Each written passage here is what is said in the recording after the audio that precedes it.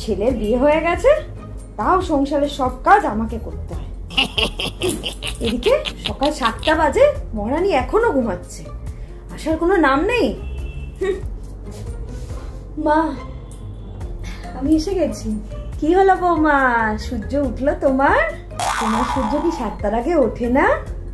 হ্যাঁ, আমার যখন বিয়ে হয়েছিল তুমি জানো কত কাজ করতাম। সেই ভোরবেলা উঠে উঠোন ঝাড় দিতাম, রান্না বান্না সব করতাম। আর তুমি 7টার সময় ঘুম থেকে উঠছো? তুমি নাকি বাড়ির নতুন বউ? হ্যাঁ, তাহলে ছেলে বিয়ে দিলাম কি করতে যদি সব আমাকেই করে মরতে হয়? না মা, আসলে না কাল রাতে ঠিক করে ঘুম হয়নি। চা বানাবো আপনার জন্য? তুমি বাসি কাপড় পরে চলে আসলে? বাসি কাপড় ছাড়োনি?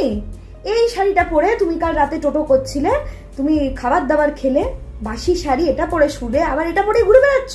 বাহ! না না মা, বিশ্বাস করুন আমি এটা পরে শুইনি। তুমি এই বাসি কাপড়ে চা করতে যাচ্ছিলে? হায় হায়, আমার সব অনাচার করে দিল। পুরো বাড়ি শুদ্ধি করতে হবে, চারিদিকে গঙ্গা জল দিতে হবে। এটা একদমই পড়িনি, এটা আমি কাল রাতে পড়েছিলাম আর এখন পড়লাম। পড়বো কি, আপনার ছেলে তো কিছুই পড়তে দেয় না।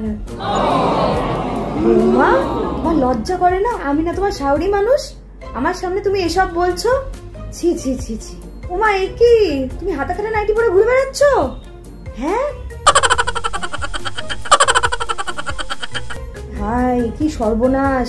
তোমার বাড়িতে না তোমার শ্বশুর মশাই আছে? এইভাবে কেউ ঘোরে? শাড়ি পরো, যাও। আর ঘোমটাটা দেবে কে? শাড়ি পরে ঘোমটা দিয়ে আসবে ভালো করে, বুঝেছো? ঠিক আছে, এত বড় ঘোমটা দিয়ে আসছি আপনার কাছে। একই তুমি সন্ধ্যেবেলা কোথা থেকে আসলে? একটু মা, একটু ছাদে গিয়েছিলাম গো, একটু খুব গরম লাগছে তো, তাই সারাক্ষণ তো আর এসি চালিয়ে বসে থাকা যায় না, তাই একটু ছাদে গিয়েছিলাম, একটু ঘুরে আসলাম। তুমি ছাদে গেছিলে? তুমি জানো না এটা হলুদের গন্ধ থাকে গায়ে নতুন বউদের? বুঝবে, ছাদে যাও, শাকচুন্নি যখন এসে বসবে, ঘাটটা মটকাবে, রক্ত চুষে খাবে, বুঝবে তখন। ওই একটু বন্ধুর বাড়ি যাচ্ছি আমি আর ও। আসলে ওর বন্ধুর আজকে জন্মদিন তো, তাই আসছি মা। হ্যাঁ, আর বসে থাকবেন না, আপনি খেয়ে নেবেন, আমাদের রাস্তায় না একটু দেরি হবে, ঠিক আছে? তুমি কালো শাড়ি পরে কোথায় যাচ্ছ?